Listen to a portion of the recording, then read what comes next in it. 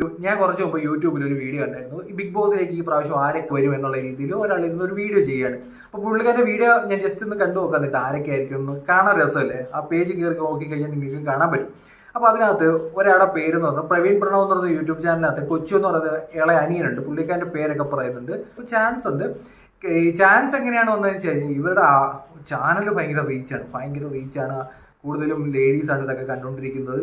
അപ്പോൾ ഇതിൻ്റെ ഇടയ്ക്ക് ഇവരുടെ ഒരു കുടുംബവഴക്കുണ്ടായി. കുടുംബവഴക്കം എന്ന് പറയുന്നത് കേരളത്തിലുള്ള 3-3.5 കോടി ആൾക്കാരുടെ മുന്നിലേക്കും ഈ വീഡിയോ എത്തി എന്നുള്ളതാണ്. പല വഴിക്കെത്തി. യൂട്യൂബിലായാലും ഫേസ്ബുക്കിലായാലും ഇൻസ്റ്റയിലായാലും എവിടെ നോക്കിയാലും ഈ ഫാമിലി ഉള്ളായിരുന്നു. ഈ ഫാമിലി എന്ന് പറയുന്നത് ഇവരുടെ സ്നേഹം എന്നൊക്കെ പറഞ്ഞു കഴിഞ്ഞാൽ ഭയങ്കര സ്നേഹമായിരുന്നു. യൂട്യൂബിലൊക്കെ എന്താ സ്നേഹമായിരുന്നു. അവരുടെ പഴയ വിഷ്വൽസും ഡാൻസും ഒക്കെ കണ്ടു കഴിഞ്ഞാൽ നമുക്ക് മനസ്സിലാവും അവരുടെ ഫാമിലിയെ പോലെ ഒരു ഫാമിലി ഈ ഭൂമി മലയാളത്തിൽ വേറെ ഇല്ല എന്നൊക്കെ തോന്നുന്ന രീതിയിലുള്ള സ്നേഹവും ഒക്കെ ആയിരുന്നു ഇവരെല്ലാം തമ്മിൽ. ഒരു ദിവസം പെട്ടെന്ന് ഇവർ രണ്ടായിട്ട് സ്പ്ലിറ്റായി മാറുന്നു. അങ്ങോട്ടും ഇങ്ങോട്ടും ഇരുന്ന് ആരോപണം ഉന്നയിക്കുന്നു, ചവിട്ടി മാന്തി എന്നുള്ള രീതിയിൽ പറയുന്നു. അങ്ങനെ ബഹളമാവുന്നു. അങ്ങനെ പലതരത്തിലുള്ള ബഹളമൊക്കെ ആയി അവസാനം ഇവർ തന്നെ നൈസായിട്ട് അങ്ങ് ഒഴിവാക്കി വിടുന്ന കണ്ടു. കേസും വഴക്കിലേക്കൊന്നും പോവാതെ അത്യാവശ്യം നല്ല കോണ്ടന്റ് ഒക്കെ ഉണ്ടാക്കിയിട്ട് നല്ല സബ്സ്ക്രൈബേഴ്സിനൊക്കെ ഉണ്ടാക്കി നല്ല വ്യൂ ഒക്കെ ഉണ്ടാക്കി 24-ാം തീയതി ആകുമ്പോൾ കുറച്ച് പൈസ ഒക്കെ അക്കൗണ്ടിൽ കയറും. അങ്ങനെ രണ്ട് യൂട്യൂബ് ചാനലൊക്കെ ആയിട്ട് ഇപ്പോൾ മാറി നിൽപ്പുണ്ട്. ഇടത്ത സമയത്ത് ഒരു കൊച്ചു കുട്ടിയുടെ മൂത്ത ഇടി കൊണ്ടു എന്നൊക്കെ പറയുന്ന ആടെ കുട്ടിയുടെ പേരിടൽ ചടങ്ങായിരുന്നു. അപ്പം അനിയനിട്ട പേര് ചേട്ടൻ കൊച്ചിനും ഒക്കെ ഇടുന്നുണ്ട്. ഇടി കിട്ടിയ ആളെങ്ങനെയാണ് ഇങ്ങനെ പേരിടുന്നതെന്നും അല്ലെങ്കിൽ അമ്മയും അച്ഛനും മൂത്ത മകനോട് പരിഗണിക്കുന്നില്ല, ഇളയ മകനോട് മാത്രമാണ് സ്നേഹം എന്നൊക്കെ പറഞ്ഞു കേട്ടു. എന്നിട്ട് ഇത്രയും ബഹളം ഉണ്ടാക്കിയിട്ട് ഇവർ ഈ കുട്ടിയുടെ ഫംഗ്ഷനൊക്കെ വരുന്ന കണ്ടു. അപ്പം ഇങ്ങനെ നാറി നിൽക്കുന്നൊരു ഫാമിലി എന്ന് പറയുന്നത് തീർച്ചയായിട്ടും. സ്വന്തം വീട്ടിലെ വഴക്ക്, ഒരു റൂമിനകത്ത് തീർക്കേണ്ട വഴക്കൊക്കെ യൂട്യൂബിലൊക്കെ ഇട്ട് വരുമാനം ഉണ്ടാക്കി നാറി ഇന്ന് ഈ കേരളത്തിൽ കുപ്രസിദ്ധി കൊണ്ട് അറിയപ്പെടുന്ന ഒരു കുടുംബമാണ് ഇവരുടെ ഫാമിലി. അതിനകത്തുനിന്ന് ഒരാൾ ബിഗ് ബോസിലേക്ക് വരുന്നു എന്നുള്ള രീതിയിൽ വാർത്ത കണ്ടപ്പോൾ തീർച്ചയായിട്ടും സാധ്യതയുണ്ടെന്ന് എനിക്കും തോന്നി. ഇനി ബിഗ് ബോസ് പോലുള്ള പരിപാടിയുടെ ഒരു പ്രത്യേകത എന്ന് വെച്ചാൽ ഇതൊരു മൈൻഡ് വെച്ചുള്ള കളിയാണ്. അവർക്ക് വേണ്ടത് ഇതുപോലുള്ള കുറച്ച് ആൾക്കാരൊക്കെയാണ്. ഇതിനു മുമ്പുള്ള ബിഗ് ബോസ് നോക്കിക്കഴിഞ്ഞാൽ നമുക്കത് മനസ്സിലാവും. ഇതുപോലെ കുറേ ആൾക്കാർ വന്നിട്ടുണ്ട്. ഇതിനകത്ത് ഈ ബിഗ് ബോസിൻ്റെ സീസൺ വൈസ് നോക്കുകയാണെന്നുണ്ടെങ്കിൽ എനിക്ക് ഒട്ടും ഇഷ്ടമല്ലാത്ത വെറുപ്പീരായിട്ടുള്ള ഒരാൾ എനിക്ക് ഫീൽ ചെയ്തിട്ടുള്ളത് റിയാസ് സലീമാണ്. അർഹനല്ലാത്ത ഒരാൾക്ക് കുറേ അംഗീകാരം കിട്ടുന്നതും അതിനുശേഷം ഇയാൾ കയറിയിട്ട് ഭയങ്കര ജാടയും വേലയും കാണിക്കുന്നതിനിടെ എനിക്ക് ഫീൽ ചെയ്തിട്ടുള്ളത് ഈ കുറേ കാര്യങ്ങളുള്ളൂ. ഞാൻ നേരത്തെ വീഡിയോ ഇട്ടിട്ടുണ്ട്. റിയാസിൻ്റെ ജെൻഡർ വെച്ചൊന്നുമല്ലേ സംസാരിക്കുന്നത്. ബിഗ് ബോസ് എന്ന് പറഞ്ഞ ഷോയിൽ വന്നിട്ട് ആദ്യമൊക്കെ ഭയങ്കര വെറുപ്പിലായിരുന്നു. ഇടയ്ക്ക് ഒരു ഫാൻസി ഡ്രസ്സൊക്കെ കാണിച്ചപ്പോൾ ആൾക്കാർ കൈയടിക്കാൻ തുടങ്ങി.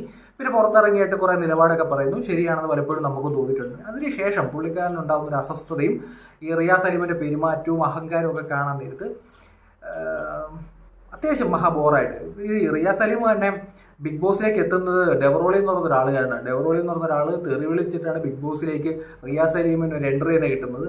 അന്ന് റിയാസ് സലീമിനെ ഡയലോഗ് തെറി വിളിക്കാൻ പാടില്ലെന്നൊക്കെയാണ് റിയാസ് സലീമിൻ്റെ ഇപ്പോൾ ഇൻസ്റ്റാഗ്രാം പേജിലെ ലാസ്റ്റ് ഒരു 2-3 വീഡിയോ എടുത്ത് നോക്കിക്കഴിഞ്ഞാൽ ഈ ഫോളോവേഴ്സിനെ ഒക്കെ ഇരുന്ന് തെറി വിളിക്കുന്നത് കാണാം. അപ്പം അങ്ങനെ ഡബിൾ സ്റ്റാൻഡ്, രണ്ട് തരത്തിലുള്ള നിലപാടുള്ള സ്ത്രീപക്ഷവാദി എന്നൊക്കെ പറയുകയും ചെയ്യും. അതേസമയം പ്രായപൂർത്തിയാവാത്ത പെൺകുട്ടികളെയൊക്കെ സൈബർ സ്പേസിലേക്ക് വലിച്ചെറിഞ്ഞ് സൈബർ അറ്റാക്കിന് ഇട്ട് കൊടുക്കുന്ന ഒരു ടീം കൂടിയാണ് റിയാസ് സലീം. വേണമെന്നുണ്ടെങ്കിൽ ഡീറ്റെയിൽ വീഡിയോ ഞാൻ ചെയ്യാം.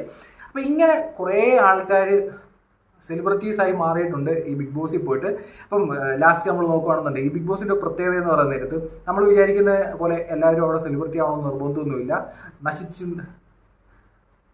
നശിച്ചില്ലാതായി പോകുന്ന ആൾക്കാരുണ്ട്. ഇപ്പം സീക്രട്ട് പുറത്തൊക്കെ ഭയങ്കര ഹീറോ ടച്ചിലൊക്കെ നിന്നിട്ട് ഇപ്പോൾ സീക്രട്ട് പുറത്തൊക്കെ വലിയ ഹീറോ ടച്ചിലൊക്കെ നിന്നെയാണ് പുള്ളിക്കാരൻ ബിഗ് ബോസിനുള്ളിൽ പോയിട്ട് പൂച്ചയായി പോകുന്നതും ഒരു കോണ്ടന്റ് കൊടുക്കാൻ പറ്റാത്ത അവസ്ഥയായി പോകുന്നതും കണ്ണാപ്പി എന്നുള്ള പേര് വീഴുന്നതും എനിക്ക് വ്യക്തിപരമായി ഇഷ്ടമുള്ളതാണ് സീക്രട്ട്. പക്ഷെ ഒരു കണ്ടന്റ് ഉണ്ടാക്കാൻ പറ്റിയില്ല. സീക്രട്ടിനെ മാത്രം കുറ്റം പറഞ്ഞിട്ട് കാര്യമില്ല. അതിനകത്ത് അവർ വിചാരിക്കുന്ന രീതിയിൽ കോണ്ടന്റൊക്കെ പുറത്തേക്ക് വരുത്തുള്ളൂ. അതാണ് ബിഗ് ബോസ് ഷോ എന്ന് പറയുന്നത്.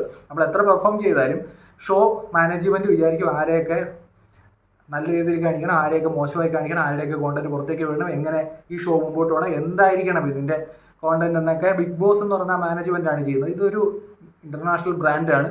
അപ്പോൾ ആ ബ്രാൻഡിലേക്ക് വരാൻ നേരത്തെ നമ്മളിപ്പം അഖിൽമാരാറിനെ പോലുള്ള ആൾക്കാരൊക്കെയാണ് ചുരുക്കം രക്ഷപ്പെട്ടു പോയിട്ടുള്ളത്. ബാക്കിയുള്ളവരൊക്കെ അകത്ത് പോയിട്ട് വെറുതെ പോകുന്നതാണ്. നല്ല കുറേ ആൾക്കാരെ നമ്മൾ കണ്ടിട്ടുണ്ട്. മണിക്കുട്ടൻ എന്ന് പറയുന്ന നമ്മുടെ സിനിമാ നടനൊക്കെ ഉണ്ട്. പുള്ളിക്കാരനൊക്കെ നല്ല ഷോ ഒക്കെ ആയിരുന്നു. പക്ഷേ വെറുപ്പീരായിട്ട് കുറേ ആൾക്കാരൊക്കെ ഉണ്ടായിരുന്നു. ഇപ്പോൾ റോബിൻ രാധാകൃഷ്ണൻ നമ്മൾ എന്ത് പറഞ്ഞാൽ പോലും വെറുപ്പീരാണ്, അല്ലറിലാണെന്ന് പറയുമ്പോൾ ആ ഷോയ്ക്ക് വേണ്ട ഒരാളായിരുന്നു റോബിൻ. പക്ഷെ പുറത്തേക്ക് ഇറങ്ങിക്കഴിഞ്ഞപ്പോൾ പുള്ളി ആ ഷോ തന്നെ ഇപ്പോഴും പിടിച്ചുകൊണ്ടിരിക്കുന്നതായിട്ട് പലപ്പോഴും എനിക്ക് തോന്നിയിട്ടുണ്ട്. ഇപ്പോൾ ഒതുങ്ങിയിട്ടുണ്ട്. പക്ഷേ ഇപ്പോഴും ഒതുങ്ങാത്ത ഒരാൾ റിയാസ് സലീമാണ്. വെറുപ്പീരൻ്റെ അങ്ങേയറ്റമാണ്. അപ്പോൾ ബിഗ് ബോസ് ഷോയ്ക്ക് ഒരു പ്രത്യേകത എന്ന് വെച്ചാൽ ഈ കൊച്ചുവിനെ പോലുള്ള ആൾക്കാർക്ക് തീർച്ചയായിട്ടും പെർഫോം ചെയ്യാൻ പറ്റുന്ന ഒരു ഷോ ആയിരിക്കും ബിഗ് ബോസ് എന്ന് എനിക്ക് തോന്നുന്നു. ലൈഫിൽ ഇത്രയും പ്രശ്നങ്ങൾക്കിടയിൽ നിന്ന് എല്ലാവരും കൂടെ കെട്ടിപ്പിടിച്ച് ഉമ്മ വെച്ച് എന്നെ അഭിനയമായിരുന്നു. അപ്പം സ്വാഭാവികമായിട്ട് ബിഗ് ബോസിൽ പോയി കഴിഞ്ഞാൽ അവിടെയും പോയി അഭിനയിക്കാൻ പറ്റുന്ന നല്ലൊരു പ്രോഡക്റ്റ് ആയിരിക്കും, നല്ലൊരു മത്സരാർത്ഥിയായിരിക്കും ഈ കൊച്ചു എന്ന് പറയുന്ന ഒരാൾ. അപ്പം ഇവരെയൊക്കെ നമുക്ക് ടി വി സ്ക്രീനിലും കാണേണ്ടി വരും എന്നുള്ളതാണ്, പരിചയപ്പെടുത്തേണ്ട കാര്യം വരുന്നില്ല. കുടുംബ വഴക്ക്, അയൽക്കൂട്ട വഴക്ക് പോലെ ഫേസ്ബുക്കിലെ യൂട്യൂബിലെയൊക്കെ ഈ കുടുംബ വഴക്കുകൾ നമ്മളിപ്പോൾ കണ്ടുകൊണ്ടിരിക്കുകയാണ്. ചില ആൾക്കാർ പ്രഗ്നൻസിയെ പിടിച്ചാണ് കോണ്ടന്റ് ഉണ്ടാക്കുന്നത്, ചില ആൾക്കാർ ഇതുപോലെ വീട്ടിൽ നടക്കുന്ന സകല കാഴ്ചകളെ എടുത്ത് യൂട്യൂബിലും ഒക്കെ ഇട്ടിട്ട് പൈസ ഉണ്ടാക്കും, എന്നിട്ട് മിണ്ടാതിരിക്കുന്ന ഒരു കലാപരിപാടി. അപ്പോൾ ലാസ്റ്റ് ഈ വർഷത്തിൽ എനിക്ക് തോന്നുന്നു ഈ വർഷത്തെ ഏറ്റവും കച്ചറ എന്നുള്ള രീതിയിൽ അഭിനയത്തിന് ഒരു അവാർഡ് കൊടുക്കണമെന്നുണ്ടെങ്കിൽ ഇവർക്കായിരിക്കും കൊടുക്കേണ്ടത്. എന്തോ അഭിനയമായിരുന്നു അറിയാം. ഇവരുടെ പ്രശ്നം വരുന്നതിന് 2-3 ദിവസങ്ങൾക്ക് മുമ്പുള്ള വീഡിയോ എടുത്ത് നോക്കിയാൽ മനസ്സിലാവും.